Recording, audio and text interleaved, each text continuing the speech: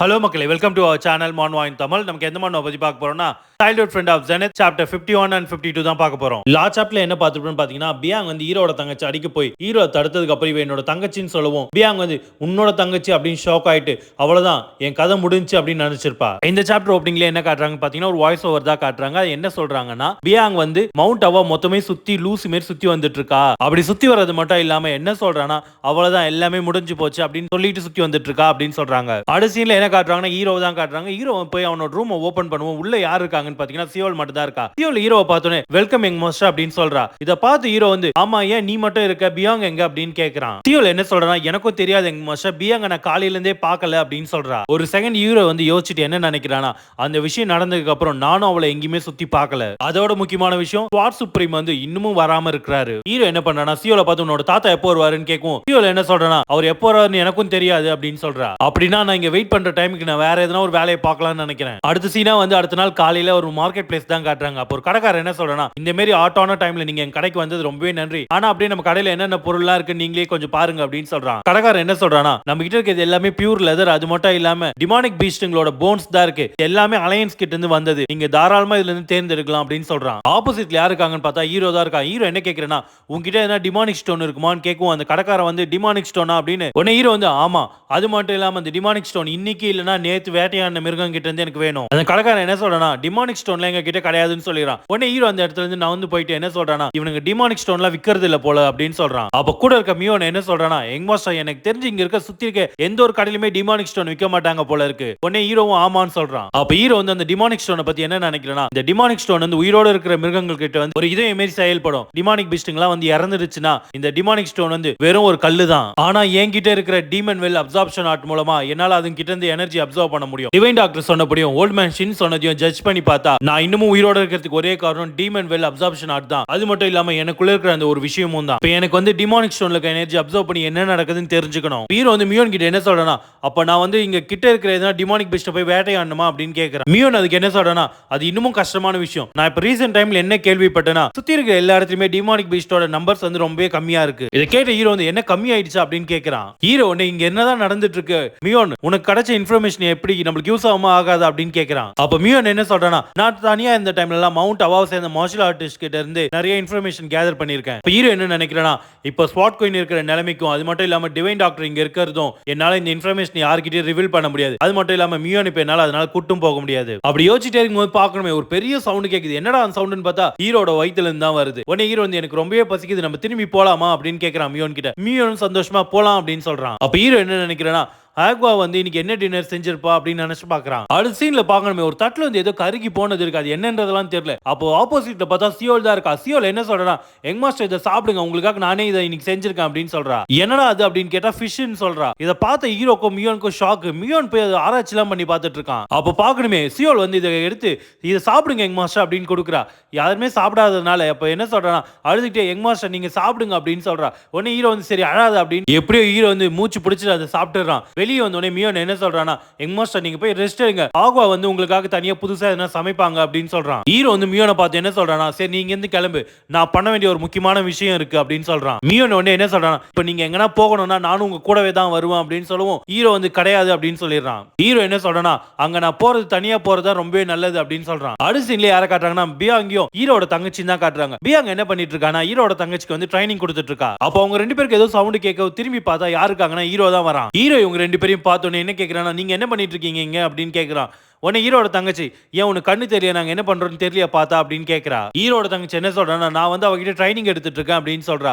இதை கேட்டு ஹீரோ வந்து ட்ரைனிங்கா, நேத்து ரெண்டு பேரும் அப்படி அடிச்சுக்கிறதுக்கு ரெடியா இருந்தீங்க. அப்ப ஹீரோட தங்கச்சி என்ன சொல்றானா, நான் ஒன்னும் அவ மேல எல்லாம் கோவமா இல்ல, உன் மேல தான் கோவமா இருந்தேன். உடனே ஹீரோ என்ன நினைக்கிறானா, இவன் மறுபடியும் என் மேலேயே பழி தூக்கி போட்டுட்டு இருக்கா. ஹீரோட தங்கச்சி என்ன சொல்றானா, இது எல்லாமே என்னோட தப்பு தான், ஆனா பியாங் வந்து அவ முதல்ல மன்னிப்பு கேட்டா, அதுக்கப்புறம் நான் வந்து பியாங் கிட்ட கெஞ்சன எனக்கு ட்ரைனிங் கொடு அப்படின்ட்டு. உடனே ஹீரோவும் சரிதான் அப்படின்ட்டு அந்த இடத்துல நடந்து போக ஆரம்பிச்சிடான். சூரியன் வந்து சீக்கிரமா மறைய போகுது, அதனால டின்னர் ஆறதுக்குள்ள போய் சாப்பிடுங்க அப்படின்னு சொல்லிட்டு போறான். ஹீரோ சொன்னது கேட்டோடனே பியாங் என்ன சொல்றானா, ரியோங்வா நீ என் கூட வரியா அப்படின்னு கேக்குறா. அவ யோசிச்ச உடனே ரியோங்வா அப்படின்னு மறுபடியும் கூப்பிடுறா பியாங். அப்போ பியாங்க்கு மறுபடியும் ஹீரோட வாய்ஸ் கேக்குது, நீ எதுக்காக இன்னும் வெயிட் பண்ணிட்டு இருக்க, நம்ம மட்டும் அங்க லேட்டா போனா பீச்சுவல் வந்து இதனாலே அவ இறந்து போயிடுவா, நம்ம இதுக்கப்புறம் ஹீரோட தங்கச்சி ரியோங்வானே கூப்பிடலாம். அது மட்டும் இல்லாம பியாங் என்ன சொல்றானா, சரி நான் இங்க இருந்து ஃபர்ஸ்ட் கிளம்புறேன் அப்படின்னு சொல்றா. உடனே ரியோங்வா வந்து ஓகே அப்படின்னு சொல்லிடுறா. அப்ப பாக்கணுமே ரியோங்வா வந்து நின்னுட்டு அவளோட கையை பாக்குறா. இவ்வளவு நேரம் ட்ரைனிங் எடுத்ததுக்காக அவளோட கை ஃபுல்லா அந்த தோல் பிரிஞ்சு வந்திருக்கு கத்தியை பிடிச்சு. அப்ப பாத்தீங்கன்னா ரியோங்வாக்கு வந்து அவ கையை பார்த்துட்டு இருக்கும்போது பிளாஷ்பேக் தான் வருது. அப்ப சின்ன வயசு தான் காட்டுறாங்க. அப்ப வந்து அவளோட அண்ணன் பின்னாடி தான் ஓடிட்டு இருக்கா நம்ம ஹீரோ பின்னாடி. அப்ப ஹீரோ என்ன சொல்றனா, உன் தலையை நிமித்திட்டு என் பின்னாடி வராது, உன்னை பார்க்கவே எனக்கு பிடிக்கல அப்படின்னு சொல்லவும் இவ வந்து அண்ணா அப்படின்னு கூப்பிடுறா. உன்னை எத்தனை தடவை சொன்னேன் என்ன அப்படி சொல்லி கூப்பிடாத அப்படின்ட்டு. ஹீரோ அப்ப அது மட்டும் இல்லாம என்ன சொல்லிருக்கானா, வாயை மூடிட்டு எதனா ஒரு ஓரமா வாழை மட்டும் பாரு, மத்தவங்க கண்ணில் படாத நீலாம் அப்படின்னு சொல்லியிருக்கான். அதை நினைச்சு பார்த்துட்டு இவங்க ட்ரைனிங் எடுத்துட்டு இருக்கா தொடர்ச்சியா. அவ அப்படி ட்ரைனிங் எடுத்துட்டு இருக்கும் போது அவ கண்ணுக்கு மறுபடியும் இன்னொருத்தவங்க தெரியுறாங்க. அது யாருன்னு பார்த்தா அவளோட மாஸ்டரா இல்ல அவளோட அம்மாவான்றது தெரியல. ஆனா அவ கஷ்டப்பட்டு ட்ரைனிங் எடுத்து என்ன சொல்றனா, நான் கண்டிப்பா ஃப்ளவர் ப்ளோசம் ஆவேன் அப்படின்னு சொல்றா. அடுத்த சீன்ல என்ன காட்டுறாங்கன்னா, ரியோங்கா வந்து ஒரு மார்க்கெட் பிளேஸ்ல இருக்கா. அவ வந்து சாப்பிடறதுக்காக ஏதோ வாங்குவோம். அந்த கடைக்காரன் என்ன சொல்றனா, இதான் காலையில பறிச்ச ஃப்ரெஷ் பெரிஸ், இதான் எங்க கிட்ட இருக்க கடைசி அப்படின்னு சொல்றான். அதை வாங்கி கையில் வச்சுட்டு என்ன யோசிக்கிறானா, பரவாயில்லையே ஃபெஸ்டிவலுக்கான ப்ரிப்பரேஷன்லாம் இங்கே சூப்பராக நடந்துட்டு இருக்கு. நான் ரொம்பவே பசியில் இருக்க. கடந்த சில நாட்களாக ட்ரைனிங்காக நான் வந்து சாப்பிடவே இல்லை. அப்படி அவர் சொல்லிட்டு முன்னாடி நடந்து போகும்போதே ஒரு குட்டி குழந்தை வந்து எனக்கு வேணும் அப்படின்னு கேட்குது. அதுக்கு ரியோங்கா என்ன சொல்றான், இல்லை இது என்னோட சாப்பாடு அப்படின்னு சொல்லிடுறா. அவ கரெக்டாக சாப்பிட போகிற டைமில் என்ன யோசிக்கிறானா, இதுதான் முதல் சாப்பாடு நான் இன்னைக்கு சாப்பிட்றது. அது மட்டும் இல்லாமல் நான் சாப்பிட்டதுக்கு அப்புறம் மாஸ்டருக்கும் வாங்கிட்டு போனோம். அப்போ அவங்க மாஸ்டர் நினச்சி பார்த்து ஒரு ஃப்ளாஷ்பேக் வருது. என்னன்னா இவ சாப்பாடு எடுத்து போய் வைக்கவும் ரியோங்கா நீ சாப்பிட்டியான்னு கேட்குறாங்க. இவ உடனே என்ன சொல்றானா, இல்ல மாஸ்டர் நீங்க எப்ப சாப்பிடுறீங்களோ அது வரைக்கும் நான் வெயிட் பண்ணி சாப்பிடுவேன் அப்படின்னு சொல்றா. அவங்க அதுக்கு என்ன சொல்லிருக்காங்கன்னா, மார்ஷல் ஆர்டிஸ்ட் வந்து சாப்பாடு ஸ்கிப் பண்ணக்கூடாது, நீ போய் வெளியே எதனா சாப்பிடு அப்படின்னு சொல்லியிருக்காங்க. இது ஞாபகம் வந்தோடனே அவ சாப்பிடாம அந்த குட்டி குழந்தைகிட்ட கொடுத்துட்டு போயிடுறா. அங்கிருந்து போன ஓட ஆரம்பிச்சுட்டு மாஸ்டர் நான் கடைசி வரைக்கும் உங்க கூட தான் இருக்கணும்னு நினைக்கிறேன் அப்படின்னு ஓட ஆரம்பிக்கிறா. அப்படி அந்த மலை நோக்கி ஓடும் போது அவ என்ன நினைக்கிறானா, மாஸ்டர் நான் உங்ககிட்ட நிறைய விஷயம் சொல்லணும். என்னன்னா நான் வந்து நம்குன் கிளானை சேர்ந்த பியாங் கூட டியூவல் போட்டேன். அது மட்டும் இல்லாம யாருனே தெரியாதவங்க கிட்ட அட்வைஸ் வாங்கியிருக்கேன் நான் இன்னைக்கு அப்படின்னு சொல்றா. அப்புறம் என்னோட அண்ணன் அவ சொல்லும் போதே பின்னாடி இருந்து யாரோ அவளை அட்டாக் பண்ணுவோம். கரெக்டா அந்த டைம்ல பியாங் வந்து அவளை காப்பாத்திடுறா. அப்படி அவன் பண்ண அட்டாக்ல பின்னாடி இருந்த எல்லா மரமே 2 துண்டா விழுது. அவன் என்ன சொல்றானா, நான் இது கொஞ்சம் கூட எதிர்பார்க்கல. எப்படி இவ்வளவு அழகான பொண்ணு திடீர்னு எங்க இருந்தோ வந்தா. அப்பதான் சொல்லும் போது தான் காட்டுறாங்க யாருன்னா அது நம்ம பாஸ் தான், அந்த கேங்கோட பாஸ். அதுவும் 2 பொண்ணுமே அழகா இருக்காங்களே அப்படின்னு சொல்றான். இதை கேட்டு ரியோங்கா வந்து நீ யாரு அப்படின்னு கேட்கிறா. உடனே அதுக்கு அவன் என்ன சொல்றானா, நான் யாருன்னு சொன்னா மட்டும் உனக்கு தெரிஞ்சிடுமா, சரி நான் சொல்றேன் கேளு, என்னோட பேரு யாங் ஜியலோ. அப்போ என்ன சொல்றானா, உங்க கத்திங்களா நீங்க கீழே போட்டுங்க, அழகான பொண்ணுங்க வந்து ஒழுங்கா அழகா இருந்தா மட்டுமே போதும் அப்படின்னு சொல்றான். உங்க முகங்கள் எல்லாம் காயம் பட்டா எனக்கு அது பார்க்கறதுக்கு ரொம்பவே கஷ்டமா இருக்கும் அப்படின்னு சொல்றான்.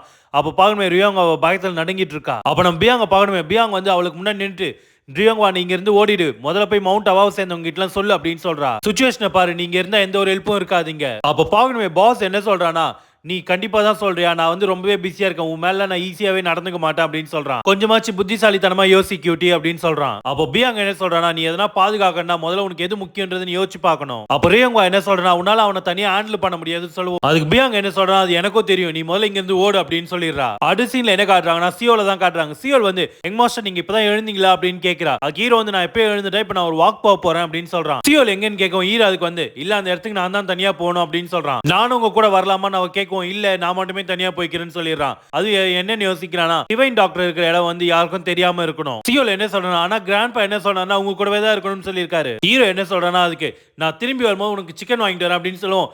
எங் மாஸ்டர் எதுக்காக இங்க இன்னும் வெயிட் பண்ணிட்டு இருக்கீங்க, கிளம்புங்க அப்படின்னு சொல்லிடுறா சியோல். ஹீரோ அங்கிருந்து போகும்போதே சியோல் கிட்ட என்ன சொல்றானா, எந்த ஒரு பிரச்சனையும் இங்க பண்ணிடாத அப்படின்னு சொல்றான். உடனே சியோல் அதுக்கு என்ன சொல்றானா, வருத்தப்படாதீங்க நான் பாத்துக்கிறேன்னு சொல்லிடுறா. சியோல் என்ன சொல்றானா, ஜாக்கிரதையா போயிடுவாங்க எங் மாஸ்டர் அப்படின்னு சொல்லிடுறா. அப்ப பாக்கணும் ஹீரோ வந்து டே நைட் ட்ரைனிங் எடுத்து நான் ரொம்ப டயர்ட் ஆயிட்டேன் அப்படின்னு சொல்லிட்டு நடந்து போயிட்டு இருக்கான். பெரியவர் என்ன சொல்றானா, டயர்டா உன்ன மேல் புலம்புறவன நான் பார்த்ததே இல்லடா அப்படின்னு சொல்றாரு. அப்ப பெரியவர் என்ன சொல்றானா, உன்னை பார்க்க மேண்டிஸ் மாரி இருக்கு, ஆனா இங்க இருக்கிற எல்லா பொண்ணுங்களும் ஏன் உங்ககிட்டயே வந்துட்டு இருக்காங்க அப்படின்னு கேக்குறாரு. உடனே ஹீரோ என்ன சொல்றானா, என்ன பார்த்தா அப்படியே தெரியுது, என் முகம் அப்படியே இருக்கு மேண்டிஸ் மாரி அப்படின்னு கேக்குறான். அப்ப பெரியவர் என்ன சொல்றான், உன் கண்கள் எல்லாம் பாக்குது அப்படியே மேண்டிஸ் மாரியே தான்டா இருக்கு அப்படின்னு சொல்றாரு. ஹீரோ பெரியவரை பார்த்து என்ன சொல்றானா, நான் என்ன நினைக்கிறேன்னா மத்தவங்கள பத்தி பேசுற பொசிஷன்ல நீங்க இப்ப இல்ல அப்படின்னு சொல்றான். இந்த என்ன நினைச்சிட்டு இருக்கான், இவன் ரொம்ப ஹேண்ட்ஸம் நினைச்சிட்டு இருக்கான் அப்படின்னு ஹீரோ நினைக்கிறான். பெரியவர் என்ன சொல்றாருன்னா, நான் இந்த அளவுக்கு பேசணும்னு கொஞ்சம் கூட எதிர்பார்க்கல, மவுண்ட் அவால இருக்க செவருங்கள்லாம் என்ன எதுக்கு எழுதிருக்கானுங்கன்னு நினைக்கிறேன், நான் பண்ண வேலைங்களால மட்டுமா. அப்படி பெரியவர் சொல்றேன். ஹீரோ என்ன பண்றானா, இல்ல நான் சொல்றேன் என்னன்ட்டு, the great lesson எதுக்குன்னா, உன்ன மாதிரி ஒரு அக்லியான ஆள் வந்து இவ்வளவு சாதிக்கும் போது மத்தவங்க எவ்வளவு சாதிக்கலாம் அதுதானே அப்படின்னு ஹீரோ சொல்லுவோம். பெரியவருக்கு செம்ம காண்டாயிடுறாரு. அப்படி இவன் பெரியவர்கிட்ட பேசிட்டு இருக்கும்போது இந்த பக்கம் பார்த்தா ஹீரோட தங்கச்சி ரியோங்வா வந்து அண்ணா அப்படின்னு கத்திக்கிட்டே வரா. இவன் என்ன இங்க பண்றா அப்படின்னு ஹீரோ நினைக்கிறான். ஓடி வந்து ஹீரோட ஷோல்டர்ல கை வச்சுட்டு அண்ணான்னு கூப்பிடுறா. ஹீரோ என்ன சொல்றானா, நீ இப்படி என்ன கூப்பிட்டு கேள்விப்பட்டாமே ஞாபகமே இல்லையா அப்படின்னு சொல்றான். அவ என்ன சொல்றானா, மூச்சு வாங்கிட்டே பிரதர் நம்ம பெரிய ஆபத்துல இருக்கோம் அப்படின்னு சொல்லுவோம், முதல்ல மூச்சு இழுத்து விடு அதுக்கப்புறம் பேசு அப்படின்னு சொல்றான் ஹீரோ. அப்ப பாக்கணுமே ரியோங்கா வந்து அழுதுகிட்டே பியாங் அப்படின்னு சொல்றா. உடனே ஹீரோ வந்து அவளுக்கு என்ன அப்படின்னு கேட்கும். இல்ல அவர் ஆபத்துல இருக்கா அப்படின்னு சொன்ன உடனே ஹீரோவை பாக்கணுமே மனுஷன் இவ்வளவு நேரம் பியாங்க சும்மா கலாச்சாரம் அவளுக்கு ஒரு ஆபத்துன்னு உடனே அவ்வளவு கோவப்படுறான். அப்படியே இந்த பக்கம் பார்த்தா பியாங்கும் பாஸ் வந்து மாத்தி மாத்தி அடிச்சிட்டு இருக்காங்க.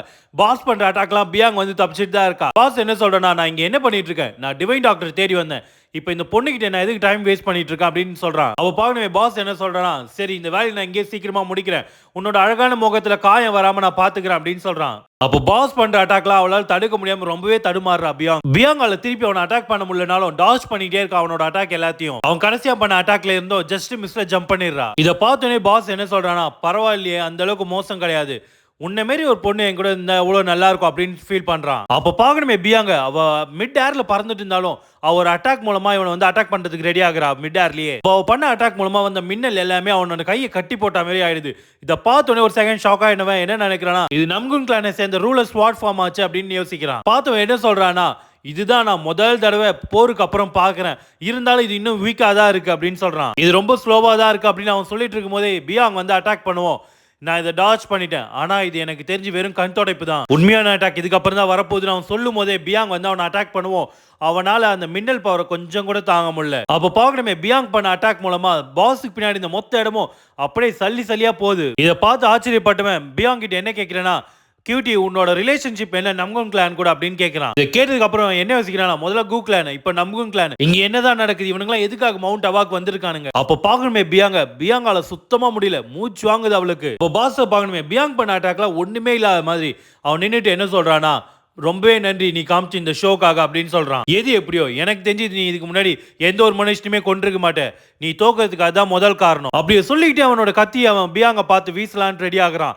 அப்போ பியாங்க் வந்து கண்ணுலாம் சொல்லுது. அப்போ அவன் என்ன சொல்றானா, உன்னோட நிறைய எனர்ஜி வந்து நீங்க இழந்துட்ட, இருக்கிற யங் மார்ஷல் ஆர்டிஸ்ட்லாம் இந்த அளவுக்கு திறமையா இருப்பாங்களா என்ன. அந்த பாஸ் என்ன பண்ணிருக்கானா, பியாங்கோட நர்வ்ஸ்லயே அடுத்து தட்டி அவளை மயக்கம் அடைய வைக்கிறான். அது எதனாலனா, எனக்கு முக்கியமான வேலை இப்ப இருக்கு, இங்கேயே வெயிட் பண்ணு, போயிட்டு வந்து உன்னை கூட்டு போய் வாழ்நாள் முழுக்க உனக்கு நான் காதலியே உனக்கு குளிக்க வைக்கிறேன் அப்படின்னு சொல்றான். அப்படி அவ கீழே விழும்போதே என்ன சொல்றான்னா, என்கிட்ட சுத்தமாவே இன்டர்னல் எனர்ஜி இல்ல. இப்போ அந்த பாஸ் என்ன சொல்லிட்டே போறானா, என்னால இங்க ஒரு டாவோயிஸ்ட் எனர்ஜியை உணர முடியுது. இப்போ பியாங் அந்த மயக்கத்திலே என்ன சொல்றானா, இவன் மட்டும் என்ன தூக்கிட்டு போயிட்டானா என்ன ஒரு பொம்மை மாரி இவன் வச்சு யூஸ் பண்ணுவான். அப்ப பாஸ் என்ன சொல்றானா, இந்த கியூ பேரி இருக்கிறது உண்மைதான், ஆனா எனக்கு ஒண்ணு புரியல, ஒருத்தன் கூட இங்க பாதுகாப்பு இல்லாம இருப்பான். அப்ப சரி நான் இதை உடைச்சு பார்த்துட்டு உள்ள எனக்கு நானே போய் பாத்துக்கிறேன். அவ்வளவு மயக்கத்துல இருக்கும் போதும் பியாங் என்ன சொல்றானா, குயாங் சுன் இதுக்கு மேல என்னால உன்னை பார்க்க முடியாது போல அப்படின்னு சொல்றா. அப்படி அவ சொல்லும் போதே இந்த பக்கம் இன்னொரு வாய்ஸ் கேக்குது, நீ ரொம்ப ஃபோர்ஸ் பண்ணி அதை ட்ரை பண்ணாத அப்படின்ட்டு. இப்பதான் பியாங் வந்து லைட்டா கண்ணை திறக்கிறா. யாரான்னு பார்த்தா நம்ம ஹீரோ தான்.